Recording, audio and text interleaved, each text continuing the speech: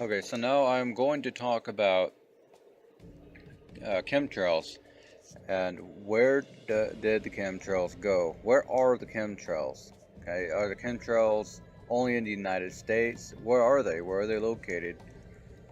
And so another thing is that I got a lot of chemtrail deniers. Okay, I don't know how you can deny chemtrails. I have no idea where they are coming from.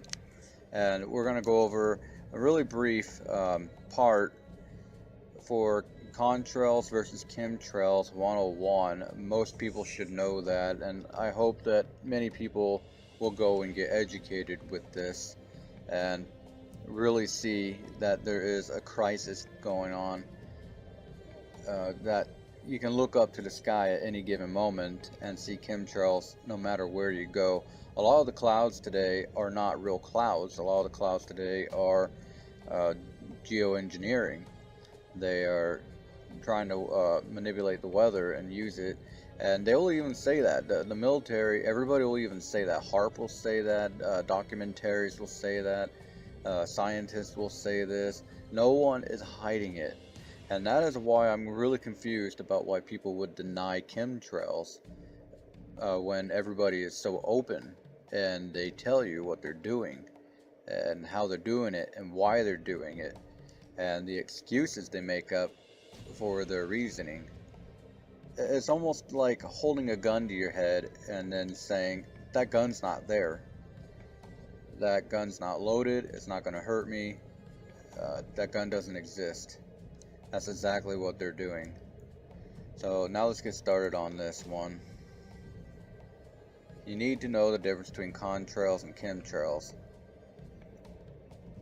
So this is a contrail. It dissipates really quickly into the sky. A chemtrail, does not dissipate at all. It kind of stays there, then it disperses out and makes a fake cloud, makes fake clouds. All of these are fake clouds up here.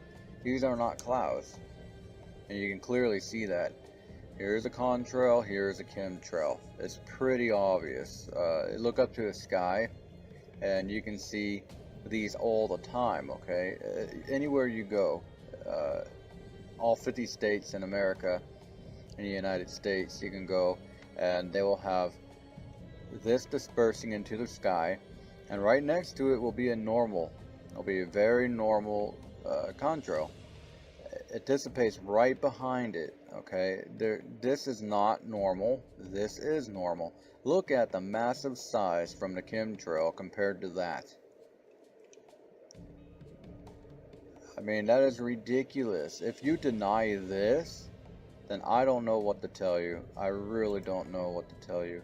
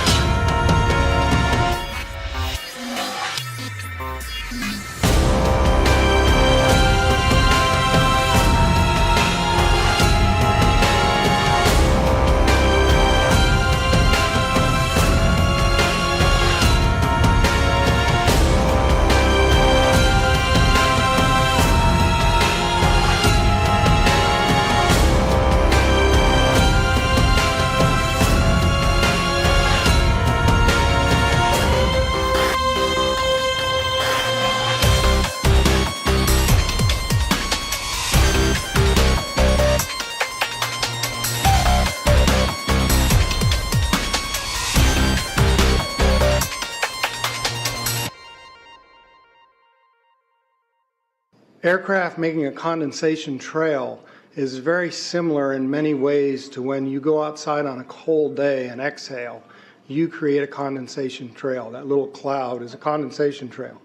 Now, if you take a 2-mile walk on a cold day and you can turn around and you can see your condensation trail tracking all the way back for 2 miles.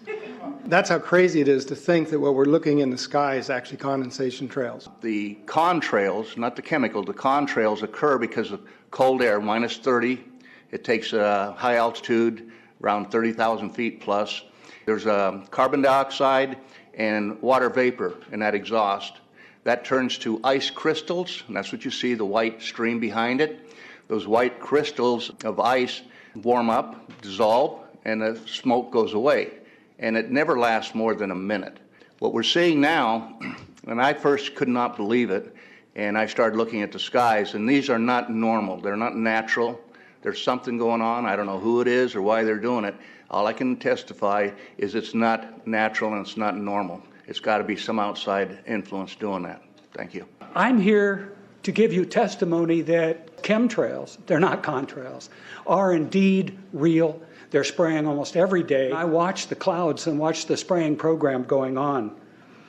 I want to tell you that we're in very great danger from the pollution that's coming down over us. And we've been led astray by the military-industrial complex, and they're responsible for the cloud's creation and weather manipulation programs. They're dark operations. That's why they're not out in the media. I look around and I see people are starting to look up and see this. Many times I've spoken about chemtrails, and I get this blank look on my face. What are you talking about?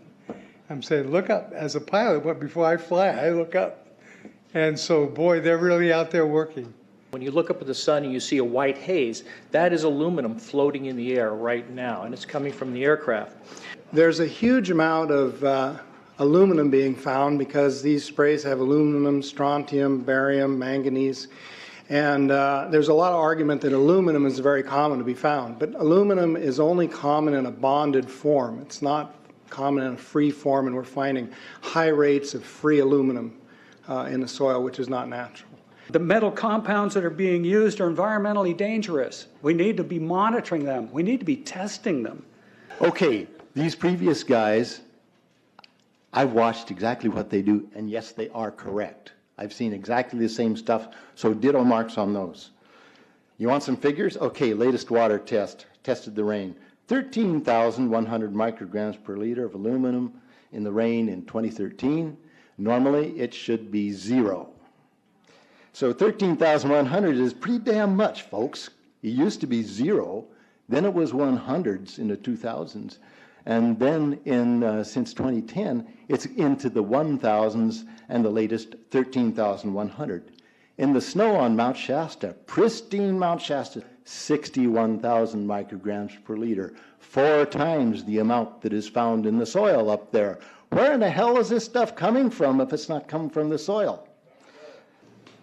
We have clouds in the sky we've never seen before. Almost every day I'm seeing clouds I've never seen before. And NASA has been even named a few of these new clouds. It's really interesting, but NASA is a corporation. I want you to know that. NASA has also conducted a research program in what they call metallized fuels. We're actually putting aluminum oxide right in the fuel because it has 2 atoms of aluminum and 3 atoms of oxygen. So during the combustion process, it releases all that oxygen and dramatically increases efficiency, but it leaves the aluminum in the air. We got things coming from sky down, and it's a huge, huge problem. Because as it comes down, what happens is a couple of things. Is that it actually is in our air, we breathe it. And as we breathe it, it's actually going to go up through our nostrils, into our brain, easiest access to our brain frontal lobe. The contaminants that have been identified, which already been mentioned, are aluminum. Aluminum is the #1 free radical generator to the brain to cause early apoptosis, which is early death of brain, and it begins to set off the scar tissue, which we call the amygdalin, which is part of the chemical matrix related to Alzheimer's. I'm a neurologist practicing in Reading for 17 years, and in the past 5 years, I have seen the number of patients with Alzheimer's disease, Parkinson's, and other neurodegenerative diseases tremendously increased, almost quadruple. I became interested in chemtrails about 8 years ago when I was in Hawaii, and the Hawaiians are really being very vocal about it. I concur about the increasing number of Alzheimer's. They have been able to take the aluminum and micronize it, which means it'll stay up longer. But it also means, and I don't know if any of you have noticed some metallic taste in your mouth when they're spraying, but you inhale that, it goes up through your cribriform plate and through your sinuses and into the brain. As you heard, to spray nanoparticles, very small particles. These nanoparticles, they basically trigger a programmed cell death in the brain, and that is the ultimate path we see in Alzheimer's. That's problem number one, because when we look at the Alzheimer issue, we say those are the old. The real problem is, and the real scare I have, is as I am a father of 2, I'm a grandfather of 3. So the drama is our children. ADD started in the 70s. Autism was not on the radar. There was no documents, there was no information. It was 1 in 100,000 children. Today, what we have is 1 in 48 boys. I was part of the early group that was looking for aluminum in ADD and ADHD. And all of those children that started to develop those phenomena had high levels of aluminum. When we figured out protocols to detox them out, to free the body of those particular contaminants, what happened is that their brains came back. When we do this to the age, it doesn't come back as quick, but it will come back. But I'm seeing Alzheimer's in 56 years old. Back in the 70s, Alzheimer's when you were 80. If you remember 8 to 10 years ago, there was this big move to get rid of aluminum from underarm deodorant because it would cause Alzheimer's. Look what they're doing to us now. I want to give you a little bit of history on the background behind nanoparticles has been described before. A nanometer is 1/1000th of a meter. It's very small. In fact, if you have particles, say, that are 40 or 50 nanometers across, you can take and line 50 of them up next to a single red blood cell. These things are extremely tiny. They're pervasive. The collapse and decrease of agriculture is something I worry about even more than the previous info about autism and Alzheimer's. Believe me, I'm seriously concerned with what I'm watching. As a wildlife biologist, I've been watching the ecosystem collapse. When you lose all your stream organisms, when you have aluminum overload in your streams, you're killing your microbial bacteria and you're disrupting the entire ecosystem. So it goes way beyond just a little bit of pollution. How did Monsanto know to create aluminum-resistant plants? I don't think I've heard anybody ask that question. Okay. Insects. I've done studies in Siskiyou County. They're at 20% of normal. The aquatic insects basically made a nosedive in 2006 to about 20% of normal. So far this year, I've sampled 200 trout stomachs. 98% of them are empty. So sorry about the trout fishing, fellows. The mayflies, stoneflies, dipterus, and caddisflies are damn near gone. The terrestrial sampling is down to about 20% of normal, except for pest species like ants. We're seeing a loss of the major bird species, and as the gentleman said, the ecosystem is unraveling, and Audubon's been telling you that for years. The materials that are going into the environment right now, aluminum oxide nanoparticles and barium nanoparticles, these just happen to be the same materials that they use in nanothermate explosives. And so when this stuff settles down out of the air into the environment, it is small enough to be absorbed through the root structure of the trees in the forest. And so when there's a forest fire, and there will be a forest fire, those fires burn dramatically hotter. The point is that the cost of firefighting, the cost in the healthcare system have nearly doubled in the last 10 years. The amount of acreage is lost because of fires. The impact on human health is dramatic. I personally tested water and aluminum, and I found aluminum had 47 times the normal expected amounts. Strontium had 10 to 20 times the amounts. Barium was 20 times. This is what the stuff looks like here. Collected, it looks, most people just think it's a cobweb, but I tested it, it has outrageous amounts of barium, strontium, and aluminum, but they destroy the sample, so I'm not letting this get away from me. You know, these tests are international. in scope. We're seeing this all over the world, guys. Okay, pH of acid soils is 20 times more alkaline. The aluminum in the soil has doubled in the last 10 years. The rain normal was 5.6. It's 20 times more alkaline. Aluminum blocks essential nutrients. I am unable in my garden to restore normal pH, and that's because nanoparticles are now in the circulatory systems of both plants and humans. The Air Force conducted a study starting in 1993. It was called In Vitro Toxicity of Aluminum Nanoparticles in Rat Alveolar Macrophages. That's a real fancy way of saying testing the effect of aluminum nanoparticles on the white blood cells in the little air sacs in your lung, the alveoli. And what they found in this 8-year study was that these particles, when you're exposed to them long enough, it suppresses the ability of your white blood cells to defend you from airborne infections coming into your lungs. So it suppresses your immune system.